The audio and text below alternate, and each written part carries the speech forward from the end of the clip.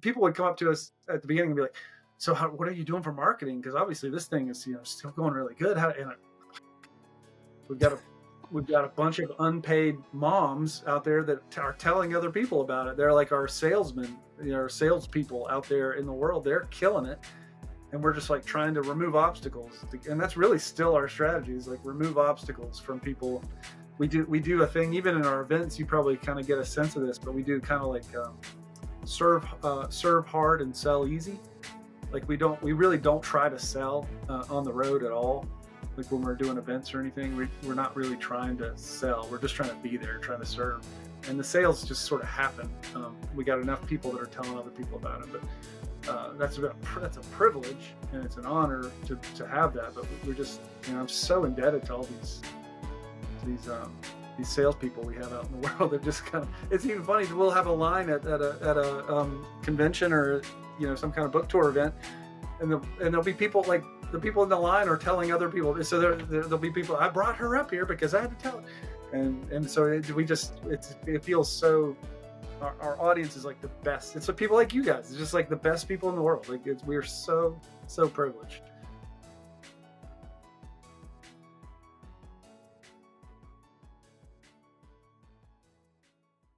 I'm glad to have Sam Smith here with me today in the podcast.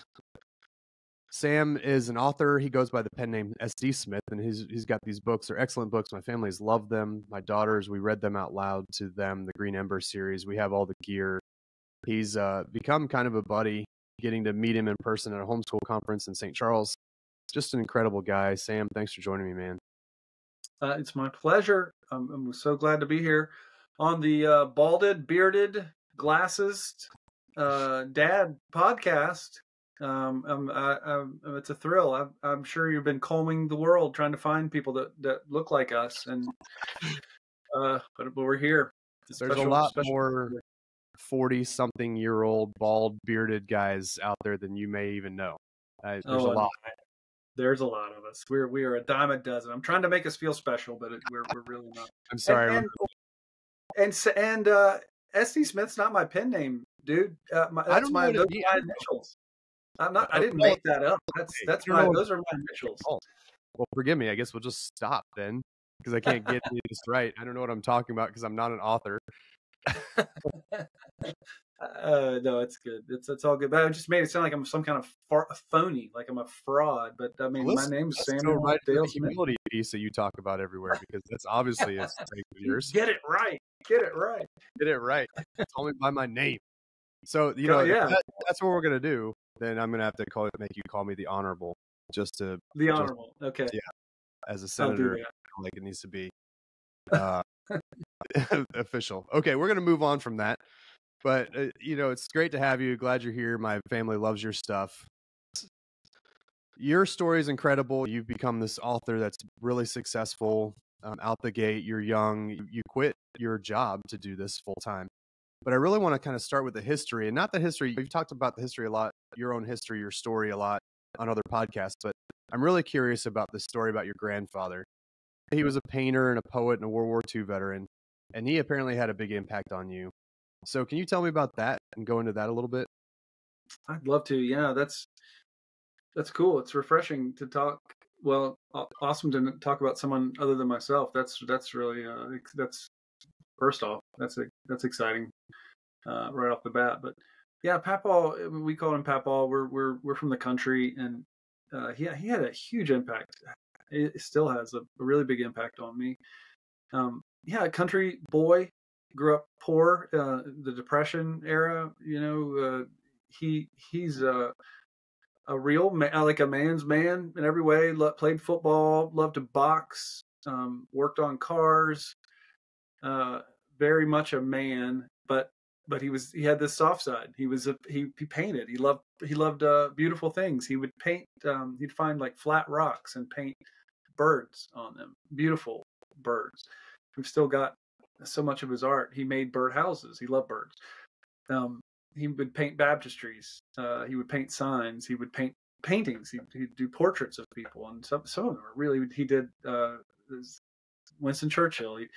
He when the war started, he almost went up to Canada to join the war. He was so moved by Winston Churchill. But the second he could join here, he joined and was in the U.S. Army Air Corps, and went to England and was a ball turret gunner in a B-17. So he's a warrior and a very strong man, but he loved poetry. And I don't know. I think that his love of poetry predated his trip to Europe, but I'm not sure his own father could read very well. But he was really literate, and he loved poetry. He loved the Bible, loved painting. So he was kind of, I don't know, it was a big example to me. I actually fell in love with poetry through reading his poetry. It's a whole other story, but I lived in South Africa for a while as a kid. I was a missionary kid, and we had copies of his. There was like a little book of poetry that one year he gave to his kids. And so we had one of these, and I fell in love with it. It really stirred me. So he was massively influential. My dad's a lot like him in that way. Neither of them were very hard men. They're gracious men. They were definitely masculine and strong. And my dad was a combat veteran in Vietnam as well.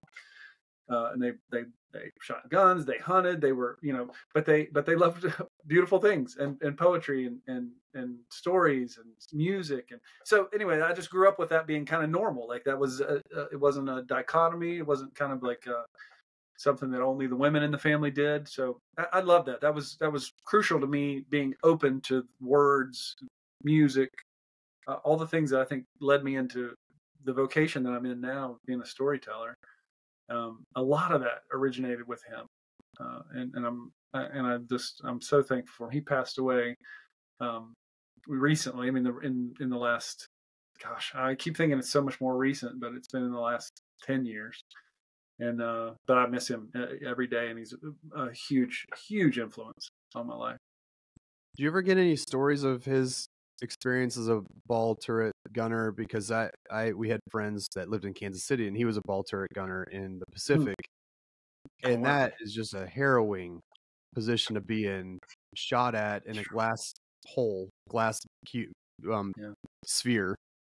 And I just can't even fathom the fear that you have to get through to be on the bottom of a plane and seeing what you're seeing, shooting what you're shooting, that's the different view.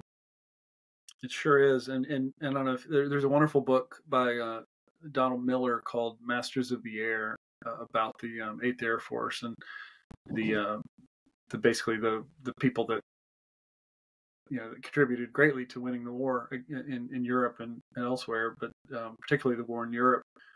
And that time, I mean, there's all those boys, it's such an unusual type of warfare because they're going from, you'd have people in traditional warfare being out in the field for a long time. My dad would do that. He would be out on, he was a platoon leader and around the field for a while and maybe come back. But these guys are like at a bar and sleeping in a barracks. And then they're like in the air in the kind of combat that no one in history had ever been in, with a chance of survival that was tiny, massively changed conditions. Had this freezing cold up there, thin air. And he's in this little, like you said, this sort of little shell under there. And he was too big for it. He wasn't a big man, but he was technically sort of like too big for a ball turret gunner, but they didn't have anybody else. So he did it. And what all of those men, and his best friend, Don Roberts, was killed. He didn't talk about it a whole lot, but he would talk about some. He wrote some poetry about it. Honestly, he wrote one poem called the Mission, talking about counting shoots when a plane would start to go down, and there's him, and oh, where's he, where's this guy, and just talking about losing friends. And there's a real sad and painful side to that for sure, but I think he was proud of his service, and that was the kind of guy he was. He was a real man of that generation. And he also fell in love with England too, which is another kind of influence on me, that led. I've always been kind of an Anglophile, and I think that started with a lot with him, because he loved English poetry and English stories, and he loved being there, and it kind of always stuck with him. And And that's certainly been the case for me, from Dickens to Shakespeare to soccer, football, that kind of thing. I've always loved that kind of stuff too, and I think that's partly or largely because of him and his experience. Did he write the poems by hand? Did he get them printed somehow? How did you get the book of poems? Well, it's funny. He worked at he had a job, and there was a lady there who was a typist, and she had the suggestion, oh, I remember she typed them up for him, and he had written them all by hand, and so she typed them up, and it was funny because the title of the book, the collection of poetry, was called The Many Seasons of Claire. His name was Claire Smith. And he hated that. He thought that was sounded so pretentious and everything. But he felt bad because she'd done this gift for him for his kids, and so he didn't say anything about it. But he always kind of bristled at that. I don't know, called The Many Seasons of Claire. What is that? But that was his name's Claire Shadwell Smith. It's kind of an unusual name, but he hated that. But yeah, he had some beautiful, beautiful poems in there. But yeah, then we got this like sort of back in the old days, sort of typed by some. A nice lady in the hills and hollers of West Virginia. Have you ever thought about publishing that? Yeah, I have. One of my favorite poems of his is called "Rare Gems," and the opening line to it is, "They burned us in the fire, your page and mine, and I was glad." And it's a really beautiful poem. But I love that line, and I thought about doing a collection of poetry of ours together. A lot of people, I like to write poetry too, and I'm not that great at it, but sometimes I'll share some. Sometimes I'll write like really, it's kind of dumb, but I call it like flash Instagram poems. I'll sort of have a picture and I'll just quickly try to write a poem, and then I'll post it like really fast. And so some people are like, oh, you should do a collection of poetry. So I thought about doing one together called Your Page and Mine as a sort of a takeaway from what he's done. But basically, the publisher who I'm pretty sure you met, my brother-in-law Andrew, who's a publisher in our little operation, also a redheaded gentleman. He's just like, he's quick to remind is like, nobody buys poetry, like so there's the like my desire to like put out a poetry book. I'd love to honor him in that way. And then there's the capitalist in our group, which is like, we also have to feed our kids, and people don't generally buy. They say they want to have bought poetry, and some people do, but that's not really what though. But someday maybe I'll do that. I would love to do that. Poetry. My wife loves poetry, and she writes often. She's actually very talented at it. She's a really good writer, and so I love. She's especially when she's in the fire of life and a lot of things happening with young kids, and there's so much on her plate, and she started counseling all these things. She'll rattle off a poem in like just a sitting one night, and it'll be, I don't know, 7-8 frames, and it's excellent. Like, you're very good at this, at least from my perspective. I don't know anything about writing poetry, anything like that, so I'm just kind of this goofy guy, but I feel her, what she's going through in her writing, and I'm like, that's special. That feels special. And yeah, it's such a gift. I think like there's maybe points where you're like, we just have to do it. We have to put it out publicly. We have to put it on Facebook. And sometimes you don't. Like, there's things that you shouldn't. But I think there's a value to putting it out there and seeing what the Lord will do with it. Yeah, I think I was talking to a young writer yesterday, and it was sort of like, she's really young and she's got a lot of the discipline like down. She's really ahead of her time and thinking through all the like a lot of the craft and that kind of thing, which is so rare. But and she was kind of seeking advice, and I was just like, part of my advice to her was like, pay attention to your pain, and that often stuff that results from our pain is, I mean, that can be really destructive. We can do, I think you described what you're talking about, reading like your wife's poetry, like from the fire of life, and like you can turn that into like a flamethrower, and you can, I mean, I'm sure you see this in politics a lot. It's just like there's like holding up a torch for light, and there's like burning things down, and sometimes like the same like righteous impulse would come from both, but there's like a really good way to sort of deal with those feelings, and there's a really bad way to deal with it. And I feel like often poetry and in general, and or literature in general, and poetry in particular, is this sort of voice and for our sorrows, and it's a gift, I feel like, from God to say, that we have to be able to, like you said, express. And I'm kind of down on self-expression as an end, as in, like, just because I express myself, therefore I'm entitled to the attention of other people. I feel like a lot of artists feel that way, a lot of writers, and I just think that's not true at all. But however, there's so much I think that can be channeled into a gift for other people. But even just leaving other people out entirely, for me, it's been a way to deal with suffering, is poetry. And often, people, you have the cliche of teenagers, writing bad poetry about being in love and that kind of thing. And that's just like, that's good. Like, that's better than doing a lot of other things we can do with our pain. And I just think you look at the Bible, and it's just, you look at the Psalms, and they're just full of those laments and deep feelings. And it's no less truthful, but it's this deep well of emotion. I think it's almost like giving us this sort of pattern. This gives us, the God has given us like a song book of, like, how to speak our pain, and how to pray our pain, how to pray our tears. And that's so I think, and that's music, and it's lyrics. That's what it is. That's what the Psalter is. And so it's just a really powerful capacity and a gift, I feel like, that God's given us, for all, yeah, like lots of kinds of art, for sure, but poetry maybe particularly.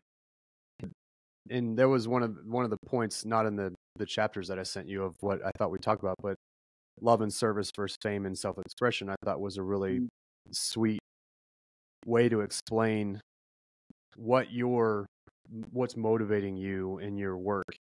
And it's really hard in a society that says self-expression, like, give us your truth, tell us your truth, as opposed to love and service, which is a very different side of, an opposing side of fame and self-expression.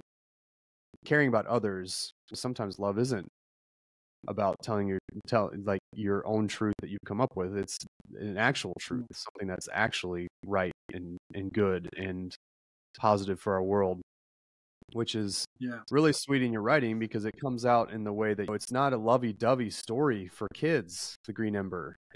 These are stories that have evil in them, and they have pain, and they have struggle, they have death, they have violence. But you do such an incredible job of wrapping that in what a kid can handle.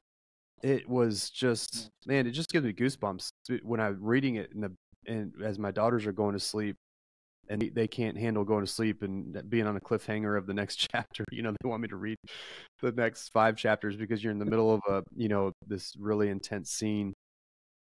It's incredible writing, and I can see why it's gone so well. It's a blessing to get to be a part of it. Thank you. That means so much to me, and I certainly that's an answer to prayer to hear you say that.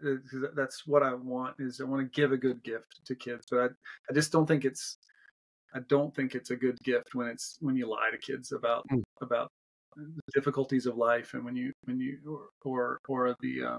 or the ease of battles, or we tell I just think we only look at sort of the glory, and we don't look at the pain.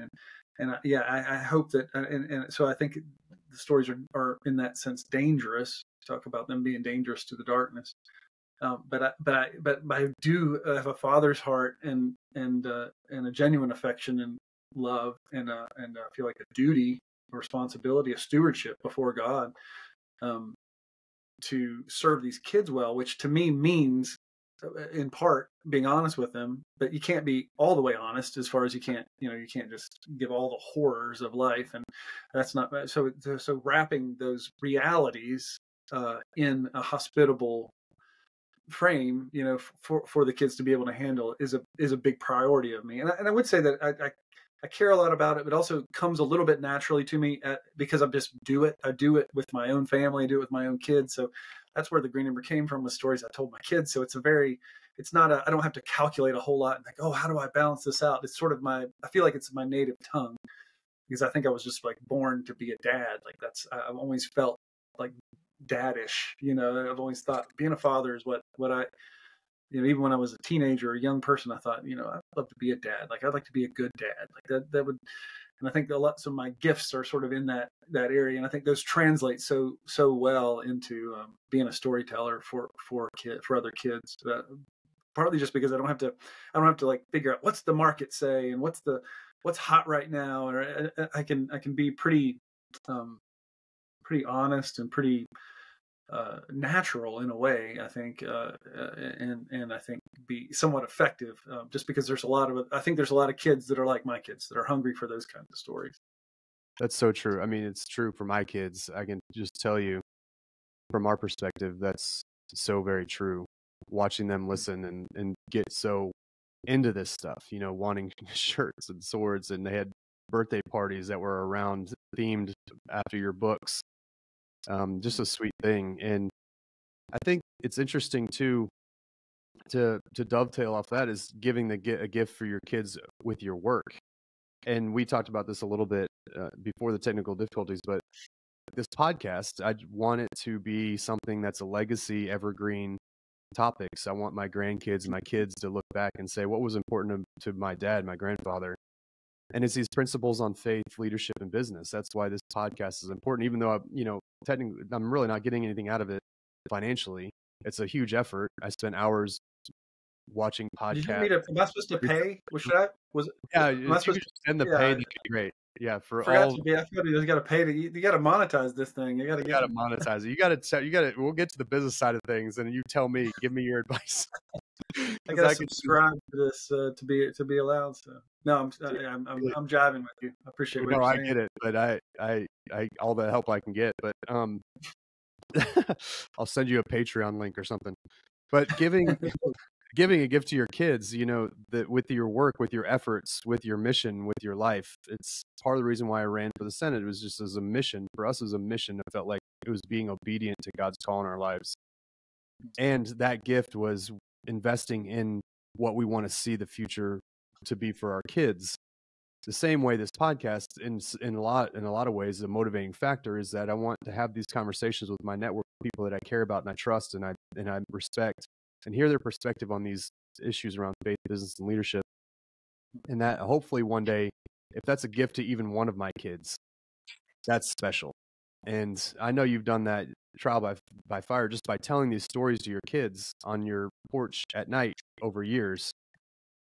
But can you dive into that a little bit, as how you're thinking about it, as not, wasn't for anybody else. I was just telling stories to my kids, and it was a gift to them. And because they enjoyed it so much, it's kind of gotten legs. Yeah, I do think you're exactly right. It's sort of like I sort of think about these spheres of stewardship that we have, and you just described it really perfectly. Like thinking about sort of that first sphere of your own sort of family, sort of maybe branching out to your community, your state, your county, your state, your nation, your world, and these different sort of levels of responsibility we have to each of those, and that intense level of that first sphere. I almost kind of think like if you're not, and even there's sort of like qualifications for leadership in the Bible that describe about like how your household is and that kind of thing. I think part of that is just like if you can't do it at home, like can you do it anywhere else? And maybe people would argue with that, but I just think that like caring a lot about sort of like about what your family's receiving and how you're serving your family, how we're sort of like doing at home, and none of us are doing that perfectly for sure. But I love that you have that motivation of like, I love these kids right here, and like there's a lot of other kids like them out there, and so I want to go to the Senate. I want to be involved with statecraft because it has an impact on real kids, like real kids that I care about, that are in my community, they're in my state. I just think that's so similar to what's going on with me. And actually, it's funny that I really had there was a real clear point in my own life about like deciding whether I would go into politics in West Virginia or pursue storytelling.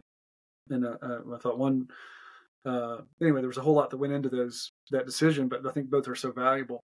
I ultimately decided to do storytelling, and I think that was a good fit for me, and yeah, these stories that just bubbled up were very natural for our home life that we just told over years and years, like that eventually got to the point where my kids were saying to me, "Hey, Daddy, you gotta write this down."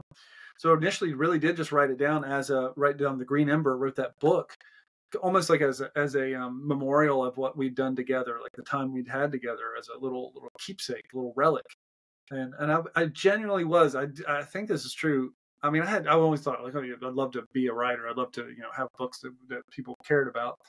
But I really thought I've already won with this because we had such a great time. This is such a cool experience for us to have these stories. So I really was like, if this just stays in the family, that's fine. That's winning. But then, the fact when we shared it, that a lot of other people were like, hey, we like this too. Initially scared me really bad because I thought, oh man, I'm gonna get better as a writer, and I hope this isn't the thing. And it really did start to scare me when more and more people. And I remember reading one review on Amazon that was like, I know this book is really hyped up and everybody's talking about it. I was like, what are you saying? Like, that just made me, because I like the idea of, little hillbilly from West Virginia. I like the underdog story. And that's definitely been a faithful account of who we are and what's happened here. Definitely. But it was just kind of like just to hear somebody say that my book had been hyped. I was like, so somebody beyond my mom has heard of it. It was so astonishing to me. So it was a little bit of a surprise, but I think there was something magical about that. Henry Nouwen said that the most personal is the most universal.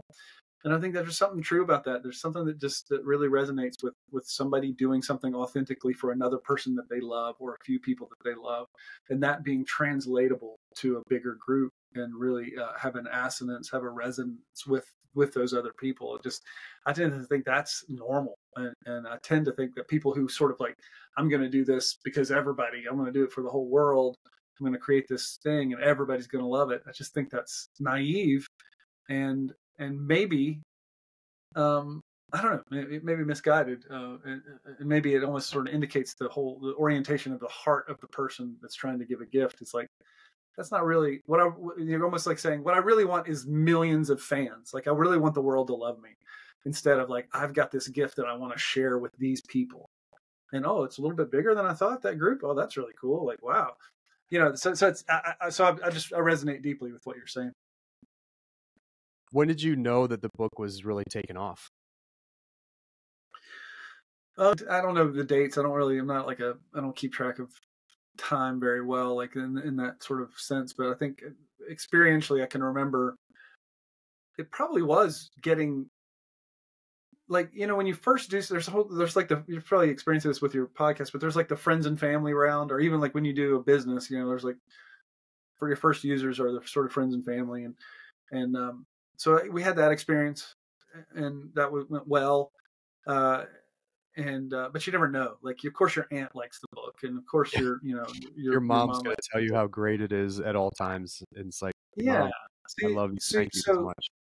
Exactly. So you don't know. The test comes, a little bit further down the road, and I can remember getting, and this is our small business, so we were privy to the data. And I was seeing a lot of people buying it, but part of me, honestly, I was like, and I was just kind of like, is this just friends and family? People are buying it for other people? But I really started seeing a lot of Amazon reviews, and I didn't know who the people were. And that happened a little bit to begin with, but it was kind of like, I couldn't make, early on, I could sort of make a connection, like, oh, I know that person, they know this person or something. And then it was just a lot of people who I didn't know. And I was just like, what is the deal here? And I genuinely for a minute thought, like, has my mom like made a bunch of fake accounts? Like, is she like, or is like there a conspiracy with my friends, like to all sort of like make up names? Because I just sort of didn't believe it. And then it just kept happening. And I sort of like had to come to terms with, oh, people are, and also we did no market, like almost no marketing. We spent no money on it. I was working kind of 2 jobs, young family, volunteering. I was a volunteer coach. I was volunteering my church a lot. I had like no margin at all. Like things were insane. Like I can't believe anything good came out of that whole period as far as like of quality, because I just had no margin to devote to it. But it was just like, so what was happening was people were loving it and they were sharing with their friends and they were sharing it. And so, that was like, became sort of undeniable to me. Like, oh, that's really happening. And that was, I don't know how early in the process it was. It wasn't very long because we sold out of our first imprint, like our first print run sold out pretty quickly. And we were terrified. We printed like 1,500 books and we were like, we're never going to, if we could sell these all in 18 months, we could break even. And maybe we were just really terrified sort of, couple of missionary kids trying to start a business. And it was just we were reprinting pretty quickly early on, so shockingly early on, and just kept doing that over and over again, and it just blew me away. You guys had to have an incredible lesson in business development, doing it all yourself too, because you self-published. You didn't have a publisher. You're running this through your family. Your brother's with you, Josiah, and your son Josiah, who's also written with you, is named after your brother, and your brother-in-law. You guys are just grinding out this business, and you're having success without doing marketing, which is just phenomenal. Because I think once you get to the homeschool, got people, like, if you can get the homeschool people signed off, they're gonna demand their groups from around the world read this to their kids. I mean, it's a passionate group of people. It is. It's readers. It's like a bunch of kids and a bunch of parents who are very intentional. Yeah. And at first it was just me and Andrew. So Josiah wasn't working for me. My son Josiah was little, so he was just a kid. And my brother Josiah was. When did you release the book? 2015. 15. It was, the end of 14, beginning of 15 is the official launch was beginning of 14, but that's where I got. Yeah. Well, it did. Yeah, I think it was right at the end of 14, right at the end of 15. That doesn't matter. I'm sorry for interrupting.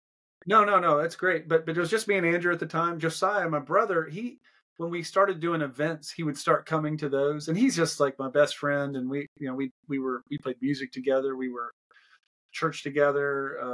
We did we did so much together, and so he would just come and help, and he was just an awesome guy to join in. But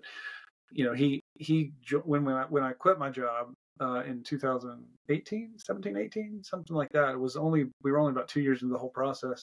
He left his job too and joined us, and then Andrew was sort of still part-time for a while, and then he finally joined us about 2 years ago to be full-time. So there's 3 of us that are full-time in our little company. But yeah, it was independently published. I mean, you could say self-published. That's a little bit of a misnomer because I didn't do it all myself, and Andrew has some expertise in that. So I think it's got it's a little bit more like a small independent press. But initially we wanted to do other authors, but because this sort of blew up so much, we didn't have capacity to handle that. So we've just so far done my books, but we hope to someday do more. Maybe someday soon we'll have some other people involved. But yeah, really small, ragtag, guerrilla warfare. And again, all 3 of us, me and my brother and my brother-in-law, were all poor missionary kids, didn't know anything about, so we've had to learn. Maybe I'm exaggerating a little bit on Andrew's part, but I don't know. It's been a late blooming thing for me to learn about business and entrepreneurship. And so I've been reading Seth Godin and other people, for years, in these last sort of years, to start to think about how do you share stuff? How do you, and so that's been a big learning curve for me. But at the beginning, people would come up to us at the beginning and be like, so what are you doing for marketing? Because obviously this thing is, still going really good. We've got a bunch of unpaid moms out there that are telling other people about it. They're like our salesmen, our salespeople out there in the world. They're killing it. And we're just like trying to remove obstacles. And that's really still our strategy, is like remove obstacles from people. We do a thing, even in our events, you probably kind of get a sense of this, but we do kind of like serve hard and sell easy. Like we really don't try to sell on the road at all. Like when we're doing events or anything, we're not really trying to sell. We're just trying to be there, trying to serve. And the sales just sort of happen.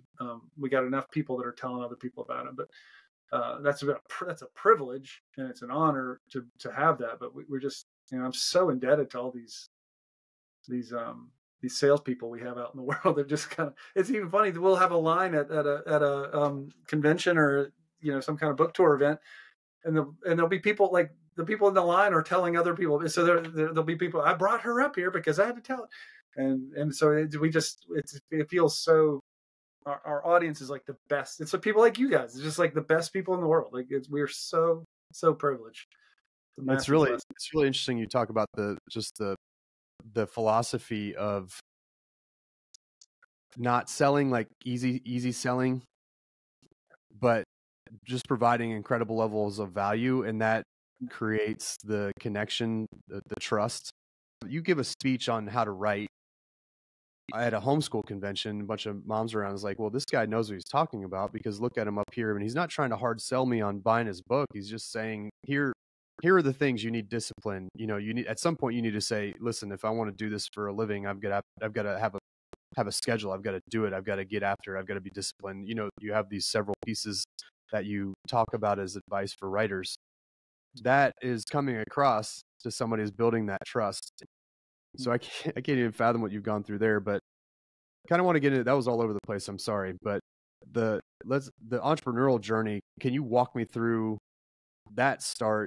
Did you think I'm not going to quit my job until we have enough leeway for my brother to also do that because I need him with me? Or how'd you think through that? Yeah, it was something like that, but that's it was like almost totally stressful having two people you feel responsible for. Well, it was in a sense, but I wasn't going to do it alone. I just wasn't going to, like, I knew myself well enough, and Josiah's he's just like my wingman. He's my best man. He's like, I was not going to quit my job and just do this by myself. I just knew that would be a mistake in so many ways. I didn't want to travel alone. I just didn't want to be in it alone. I didn't want to. So it is a big deal because, you know, that changes it from 6 mouths to feed to 12 mouths to feed. But it's you know, it's so but I never really thought too much about that. It was just like, is the threshold there for us to both do this, or are we not doing this? Or are we all going to be part-time? And it was a little bit of a make or break kind of period because we're doing it ourselves. It was too much to sort of handle part-time, but it was, but we really didn't want to like sell to a publisher, you know, at that time. I feel like the value of what we had was way beyond. I just think we were seeing a lot of value in operating our own business, I would say. And the dynamic would change a whole lot. But we were having to make some tough decisions there. But it was scary for me. I'm very like sort of dispositionally conservative. I'm like, you know, I was listening to entrepreneurs talk about, you know, the folly of thinking that the paycheck from a job was really secure, and it's sort of like that whole idea of, you know, basically instead of relying on yourself, you're relying on some other guy or gal who's got to hold it together, and sort of like the most secure thing is to kind of rely on yourself. And I was sort of mentally understanding some of those things, but emotionally, just like, you know, I come from, my family were subsistence farmers not very long ago, you know, and then my literal family were like not super well to do, like missionaries kids, you know. So I didn't come from a long line of people who were entrepreneurs. My oldest brother was an entrepreneur, and he was like the first person I ever knew that was like that. And that was amazing. And he was a huge influence on me in that and many other ways.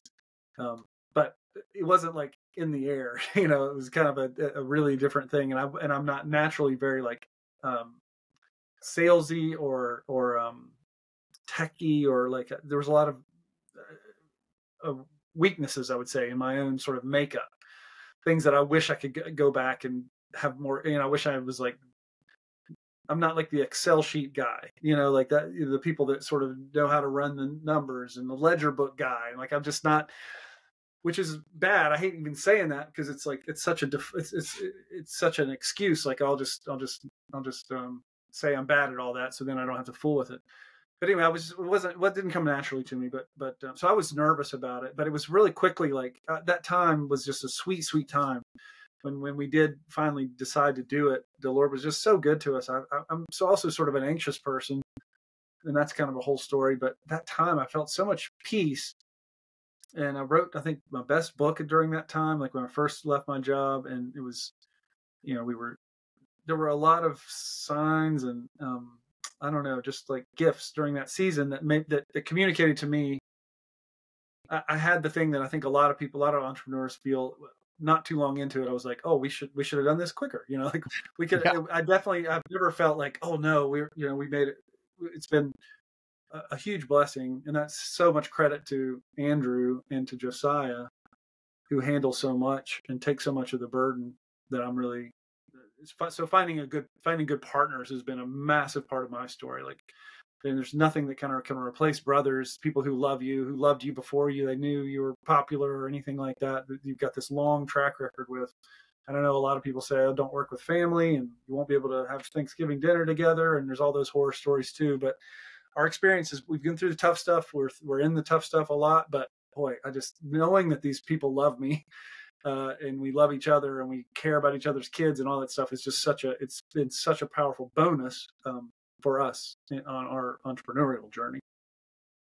Do you think that if you have an interest in reconciliation, that whole idea of don't hire your family, your friends, or whomever, if you have some desire to say, listen, I'm aware that I'm going to disappoint people and they're going to disappoint me. And I've got to be able to, if I trust that they're mature enough to believe the same thing, that we can get through some hard moments and that it's worth having people around you that you trust deeply, that you can't get rid of your family. They're your blood, they're a special gift from God.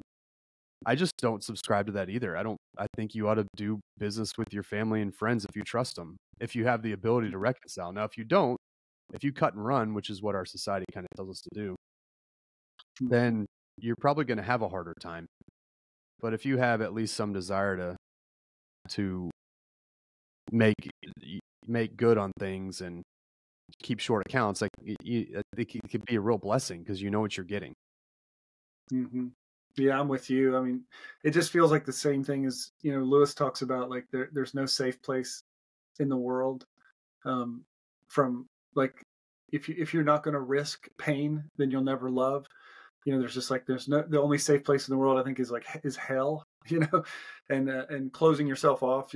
So I just feel like it is a risk, but it's a risk of love. And yeah, I mean, there's a lot of people for whom, evaluate that relationship and like, you should not be in business with your brother. Like maybe that's most people. That's maybe that for their relationship or whatever.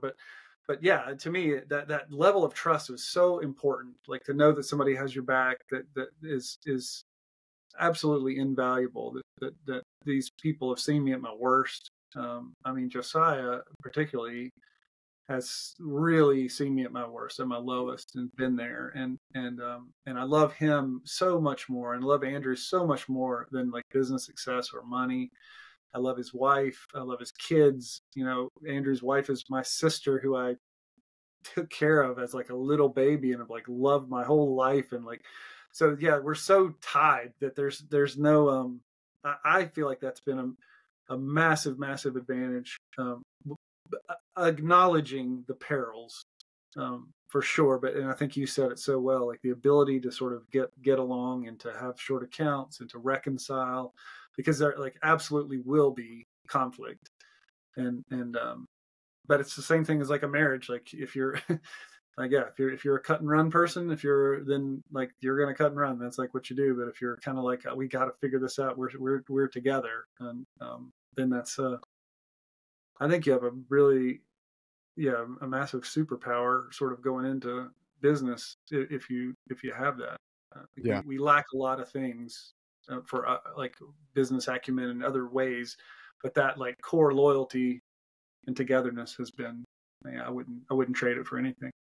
How have you seen yourself grow since jumping off the ledge in entrepreneurship? Because it's a terrifying thing. I wake up now that it's so young for me that I wake up in the morning and kind of a fit, knowing what I'm up against that day, how many things I have on my plate and what I need to accomplish. And it's just a constantly on thing. How have you seen yourself grow in that and trusting and knowing that there's a lot of good on this side of it now, and looking back and saying, I'm really thankful that I got through that really hard moment? Yeah, man. I'm like, I think the ways I've grown a lot have been in, boldness. And we've talked about this before, you and I, but just sort of like when I say, that we serve hard and sell easy, that's true. But I'm also like not afraid now. I'm less afraid than ever in my life to sort of say, well, just to say pretty boldly, like, I love my books. Like, I think they're good, and I stand behind the product. Like, I back, like, I always think about sports stuff because we're such a sports family, but I just think like there are players out there on the field or the court, and you can tell they back themselves. And and it's not arrogance necessarily. When it's arrogant or it's showboaty or that kind of thing, that's one thing. But when you just see a player, like almost like anybody at that top levels of anything, they back themselves, and that confidence of like, no, I'm going to do, because it's impossible.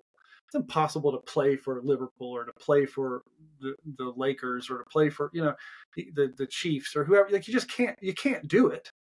So the people that get there have this like they've just defied the world in a not in a hopefully in an arrogant way, but just the confidence level of like, no, I'm here and I belong here, and not in an arrogant way or I'm ready to dominate you, but like that I'm not apologizing. And I just feel like I think the more proud and fearful I've been, the quieter I've been, and the more I've had my head down and my posture like this. The more humility, the more I receive what God's given me as a gift that I need to share with other people, the more my head goes up, the more my shoulders go back, the more I say yes, instead of saying like, oh, I mean, you can try the book, it's probably not very good, but to be like, no, I like it. And it's not C.S. Lewis, I'm not. If you're looking for the next C.S. Lewis or the next J.R.R. Tolkien, keep looking, because it's not me. You are, though? What if you are? Just remember the little guys. Remember me, okay? When you become the next C.S. Lewis. I've already forgotten your name. I can't even remember. It's very forgettable.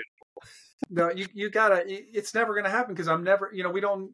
That's not who I am. So I just think like I have to be the best version of whoever I am, and I want to grow and I want to be responsible.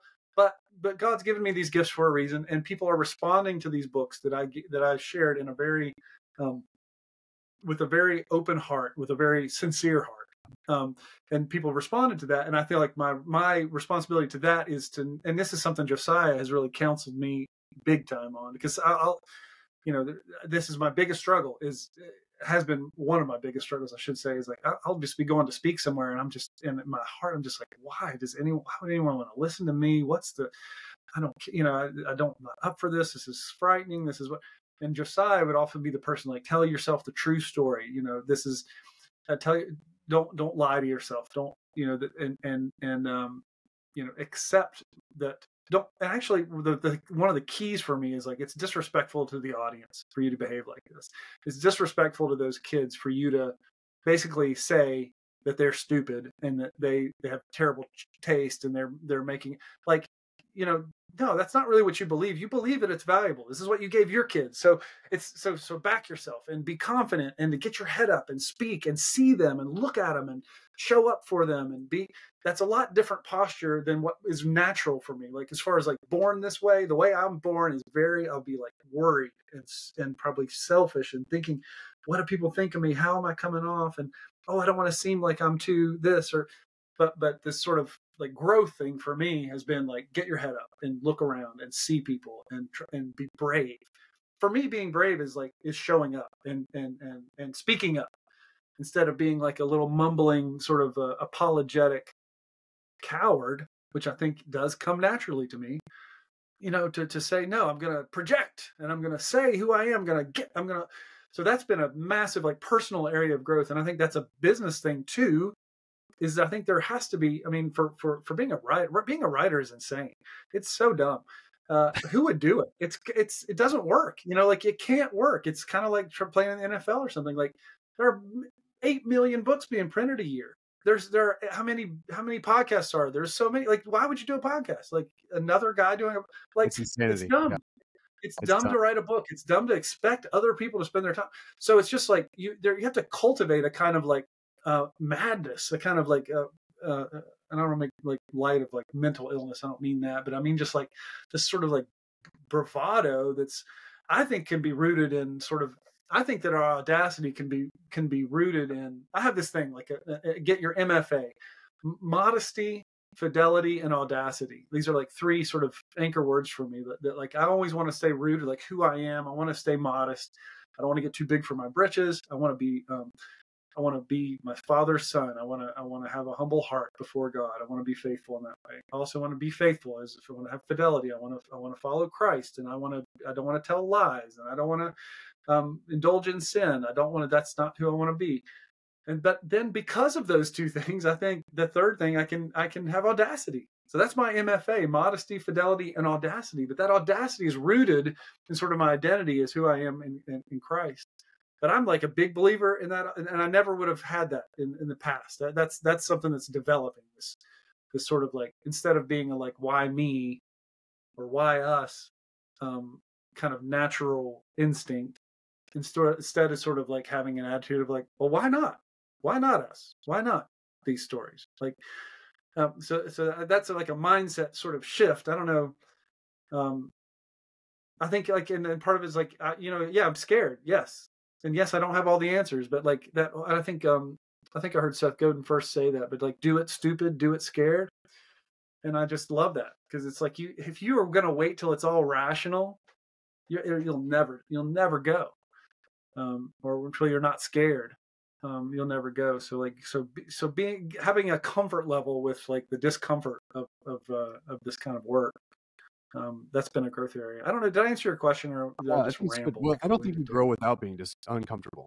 I think it's easy to sit in comfort, and you don't grow in comfort. You're moving back, and this is part of what needed to happen for me. Just a moment where I needed to say, listen, no more comfort in this job. I need to go do. People have been asking me my advice on this for years. I need to go make a business out of it. Jump off this cliff, see what I can make of it. We have enough runway. If I can't make it in a year, I'll go get another job. But I had to do it because I knew I'd get to the end of my life and say, I didn't do that thing that I dreamed of doing for years and years and years. And I didn't want to get there. But I think as importantly is obedience to callings and faith. And I just wonder how much you see that being involved in your success. Your book maybe transcending as a result of obedience and walking in faith and feeling like you have some level of favor with the Lord as a result of saying, hey, this is for you. I'm serving. This isn't for me. I didn't start with this. At least I don't get the impression that you started with this to make a ton of money. It was just an endeavor to serve people. And I think that's real leadership. I think leadership is service. I think it's why Jesus was so impactful, so influential. This person of Jesus walked the planet. Why was he impactful? Well, there's a lot of lessons in there about why he's the most influential person on the planet. And it was in large part because he served people. He cared about people. And so I just really wonder how big a piece that is for your success. And I think, in my own opinion, outside looking in, I think it's pretty massive. Yeah, for sure. And what you just said a second ago about like your own story just reminds me of that whole, like, if there's no risk, there's no, like, nothing ventured, nothing gained, that whole thing. Like the whole idea of like, it might not work, that this might not work. Like if you're always doing stuff and you never come across the like, this might not work, then are you really doing anything? Like that's worthwhile in the world. Like, yeah. And I feel like and sometimes the lesson is like failure and pain. And that actually can be better than like a victory, for like who you're going to become and the whole story. So there's like all the possibilities are out there, but I love that you're doing something that might not work, because that's just like, that's so special to me. Like, I think that's what I'm doing. That's my life, is like this all the time. I'm like, this probably can't work, right? Like it shouldn't work. And so I love that. I think that risk, that audacity is just so powerful. But yeah, for me, that fidelity part is huge to it, because I do feel I'm a pretty clear sense of calling, I'm a real big believer in the doctrine of vocation, and how the God is loving others in the world through calling people to do that. He loves, he wants to heal. He wants justice and the good law in Missouri. And so he's calling people. Hey, will you be a senator? Will you run for, and so he wants to love people through that. And he's calling people to do it. He likes people to eat food. So he calls farmers, he calls pastors, he calls moms, he loves my kids and he wants them to have a sandwich. And hey, why don't you do it? And Martin Luther says that Christ is hidden in vocation. Which is a way of saying that he's present, that he's there, that he's there in it. And so that's a huge part of what I believe about my calling, is that it's a responsibility, a stewardship that's from God. And that doesn't mean it's the same thing as a ministry. I don't think all things are like equal or anything like that. I think that's actually one of the cool things about the world, is that we're not equal. And I think it's great to have equal justice and all that kind of equity in courts and that kind of a thing. But I love the fact that, like, there's people stronger than me. There are people smarter than me. There are people who can dance better than me, like almost everyone. And people, I love the difference. I love actual diversity so much. I feel like in my own calling, I want to be the best I can be at that, and to be faithful to the Lord. And I love the fact that I feel a pretty strong. I think there was a time in my life where I thought that really, like, going into full-time Christian service, like being a pastor, being a missionary, was like the only way. And then there was like sort of like, oh, there's also some other jobs that you could make money and try to give to missionaries or whatever. That was kind of like okay, as like maybe a little exception, but it's kind of like not really the main thing. But I think that that's rooted in this sort of doctrine of redemption, which is true, but almost to the exclusion of the doctrine of creation. So God made the world, and so because the world is his, and he's like, all this stuff is his, the farming, the podcasting, the momming, the pastoring, the plumbing, all of it, and it all has value, and we all have these different gifts, and it kind of all fits together in this story. And there's not a real, like, the eye can't say to the hand, I don't need you. We're different. Like, we need the eye, we need the hand. So we need all these kind of types. So I feel really validated in that sense in my vocation. And I'm in a sort of a faith tradition that's that really affirms the doctrine of vocation really robustly. So I feel, whereas maybe when I was younger, I might have felt a little bit of like, is this okay? Is it okay if I'm a storyteller? Like, that's like a secular thing to do, or if you do it, you have to like sneak in Bible verses and stuff.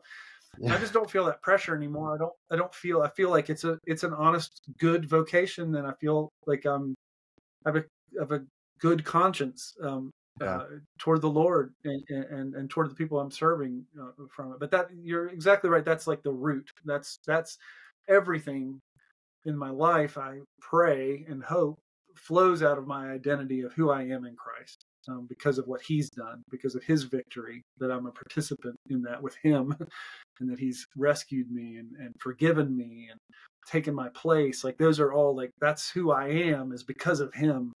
And there's no, but I don't, far from that sort of like invalidating me as a person or my vocation. It's almost like the opposite's true, that like it gives meaning and gives purpose to who I am and what I'm doing. I love it. Really quick before I get to my daughter's questions that I have to ask you before we get off here, and we're up, it's been an hour now, so I want to make sure that I'm respecting your time. But how has your wife been involved in what you're doing?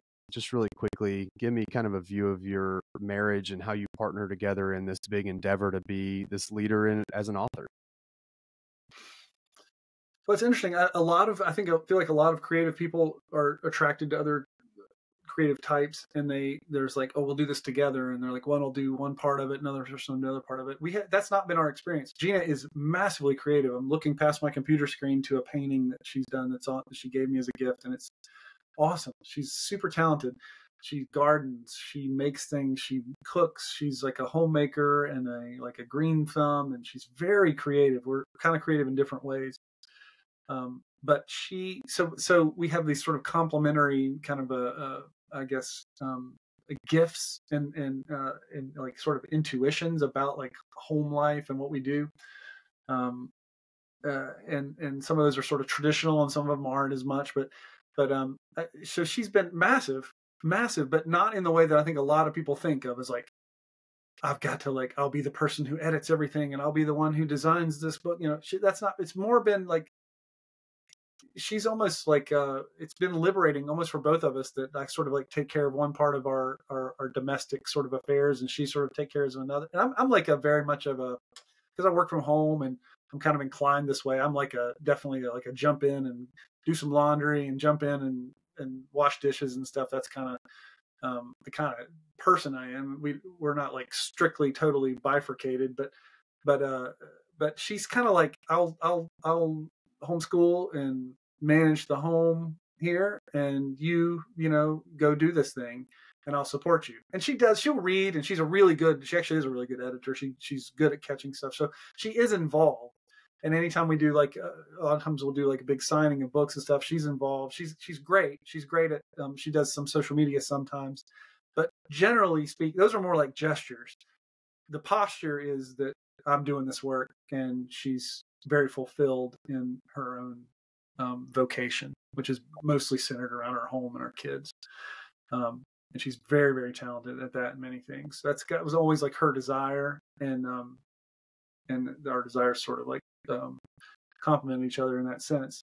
So partly is like she's massively involved, but she's also like it's not hanging on her. It's like she doesn't share all the anxiety. It's not like we're talking through business all through the night. It's more like I go to her for advice about a lot of things instead of like we're just mutually deciding everything all the time. She actually prefers me to sort of like, I don't know, like if I handle stuff out in the world and with our business, that's like her favorite thing. Like, yeah, make a decision, handle stuff. Like that's who she is. She's like, okay, what's the vision here? Where are we going? And I'm kind of a visionary sort of type. And she's very much like a doer. Like, all right, let's do it. Like, and she like execute. Like she's a much better like executor than I am. So I don't know. I think our skills sort of complement each other. And she's very involved in one sense, and then sort of like also we're happy to like have our own sort of spheres in this book. How does she celebrate successes? So she's watching her husband become this author that's done really well and sells a lot of books. How does she get excited for you and with you and alongside of you? Man, we do not do that very well. Like it's funny, probably for how it looks, maybe a little bit more on the outside. It's like,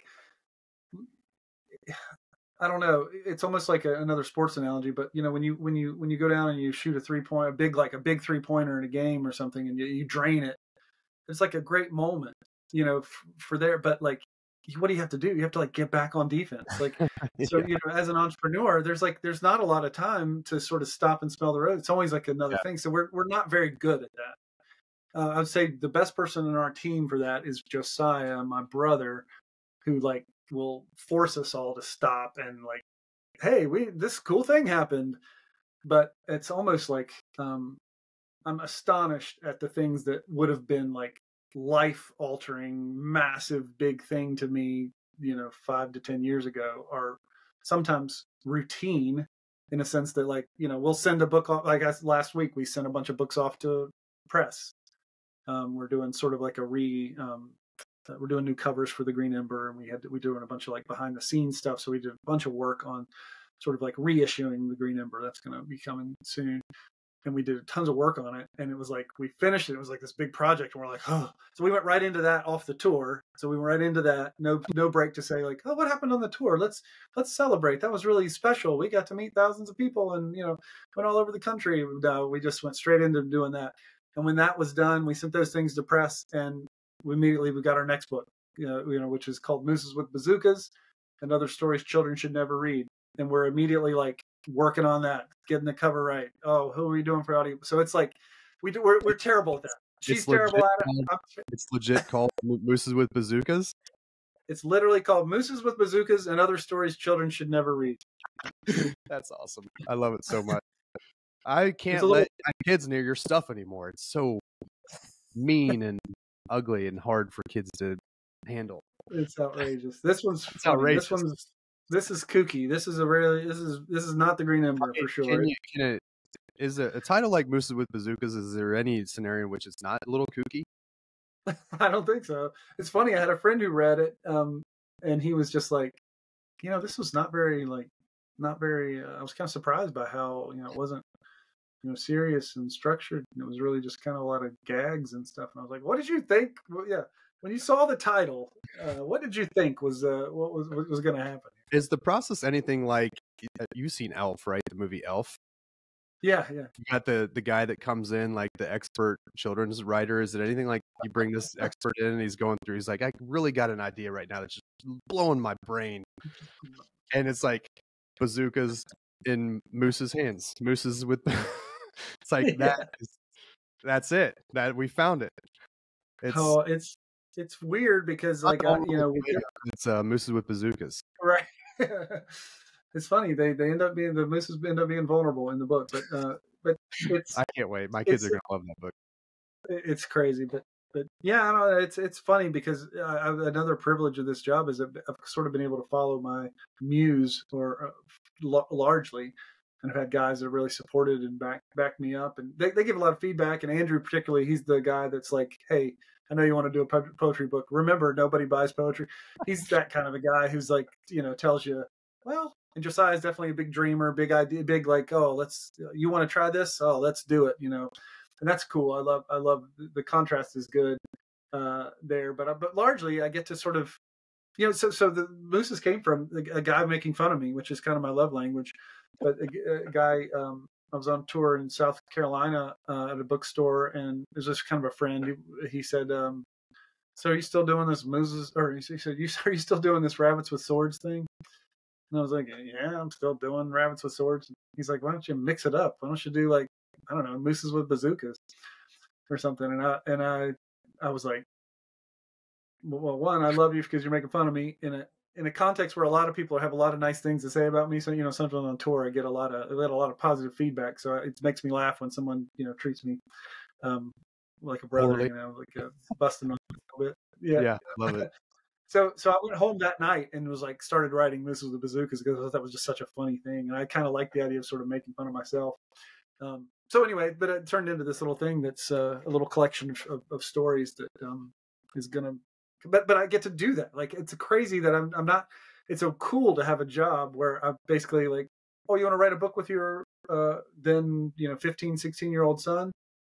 Like, nobody's telling me, that's really dumb. Why don't you do this thing that seems to work? I can just say, well, no, the main Green Ember series is 4 books. No, we're not doing any more after that. We'll do other stuff in the Green Ember world, but that's it. Like, that's the best for the story. So that's what we're doing. And like, people are like, okay, cool. Let's go for it. And that's what a privilege. And I'm saying, hey, can we do a book with the Mooses with Bazookas? And guys are like, yeah, might not work, but let's try it, and it might not work. Really. People might be like, that's crazy. But it's fun that we get to try it. Yeah. How is Jack Zulu gone? And you're about a year in with that, having written that with your son. It was released, I think, in November last year. How's that gone? Yeah. I think it was October of last year, but yeah, almost a year. It's great. We have such outsized expectations. I do sometimes because of what's going on in the Green Ember world. People are really, really, a lot of people really love that Green Ember series. But just as a one book of a series that's starting, it's been awesome. People are really enjoying. I think it's just like it's harder to get people to adopt it. I think it takes a little bit more effort for people to sort of give it a chance.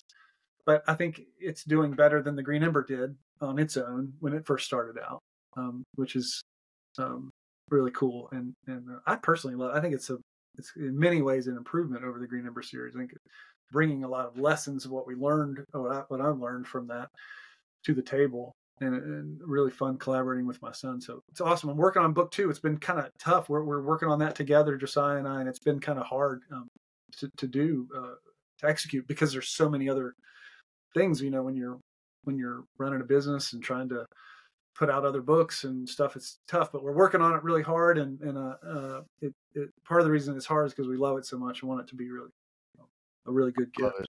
The fact that you're doing it with your son is such a huge deal. All right, so I got these questions from my daughter. I'm going to read these to you.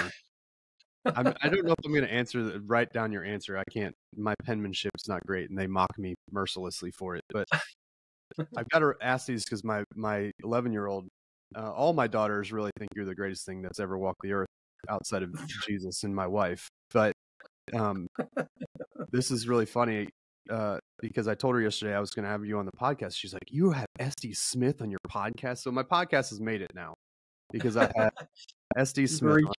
Some hillbilly in West Virginia is on your podcast. That's the next series with bazookas. He's coming on. I've hit the top. Okay, so first of all, she writes this note on the side. I don't know if you can see it. It says, "I think you are a great author." So that's the intro. Are you going to write another Green Ember book? I think I know the answer to that. I'm going to write. The answer is yes. It's you true. Are right. Yes. Really? Yep. I have already written part of it. And I've got more in my head. I've got a whole series planned out or thought through about the Pilgrim. A big mystery character for a lot of folks. Yeah. And so yeah. Questions about Pilgrim. Yeah, there's a lot of I've left some breadcrumbs out there, and I would like to track them down if the Lord gives me days. Really quick, are you going to do? Is there any I never asked you this, but is there a media future for this stuff? Because I know you've been asked about some of this. What is it? That's got to be exciting to talk to people about turning this into a production. Yeah, it is exciting and it's exhausting. We've had a lot of conversations about it. It's difficult. We feeling that keen sense of stewardship and responsibility to the kids, and just to the stories. And we want to do a great job with it. But yeah, right before I got online here with you, I was talking to some folks about that in a meeting. So yeah, there's a lot of people who want to do it and interested in a lot of goodwill. We're just kind of waiting for right partners, right time. Yeah, that sort of thing. That's got to be tricky. All right. So what was your favorite Green Ember book to write? Well, the first one's special. I only say the first one's special just because of the circumstances and what it meant for us as a family. But I alluded to it a little bit earlier. When I first quit my job, the next book was Ember Rising. And that's the third book in the main series there. And there's something special about that book to me. I loved writing it. I had such a good time. I love the result of it. I think it's the best book that I have out there in the Green Ember world for sure, in my own opinion. And it's the longest. It's full of songs. I don't know. I just felt really.